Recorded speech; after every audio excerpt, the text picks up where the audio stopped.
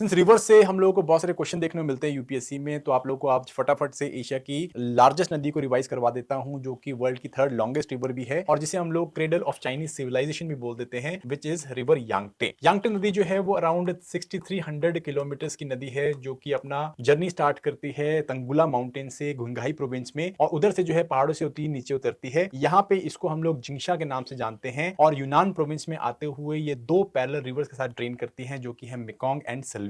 इसी रीजन को हम लोग थ्री पैरेलल रिवर्स के नाम से भी जानते हैं, जो कि हमने वर्ल्ड हेरिटेज लिस्ट में भी डाली हुई है फॉर इट्स बायोडाइवर्सिटी। और ये नदी उसके बाद अपने माउंटेनियस जर्नी को खत्म करते हुए पहुंचती है हुबाई प्रोविंस में, जहां पे अब इसे जो है यांगटे के नाम से या शांगजियांग के नाम से भी जाना जाता है। इसी नदी के ऊपर आपको थ्री गॉर्जेस भी देखने को मिलते हैं, जिसे Chinese famously gateway to the sky भी बोलते हैं। और यहीं पे हम लोग को वर्ल्ड का लार्जेस्ट हाइड्रो इलेक्ट्रिक प्रोजेक्ट देखने को मिलता है, which is the three gorges dam, जिसकी इंस्टॉल्ड कैपेसिटी अराउंड 22,500 मेगावाट की है। अब ये भी बोला जाता है कि इसका जो रिजर्वॉयर है उसने इतना पानी इकट्ठा करके रखा हुआ है कि इसने अर्थ की रोटेशन को 0.06 माइक्रोसेकंड से स्लो कर दिया है। बहरहाल आगे बढ़ते हुए ये नदी जो है पहुंचती है डोंगटिंग लेक में, जो कि पहले चाइना की सबसे बड़ी लेक होती थी, बट अब थ्री गॉर्जेस डैम के कारण ये थोड़ी सी ड्राई अप हो गई है। इसके बाद ये नदी पहुंचती है एक इंपॉर्टेंट शहर में, जो कि है वुहान, और यहीं पे इसकी सबसे बड़ी ट्रिब्यूटरी हान रिवर इसको आके मिलती है।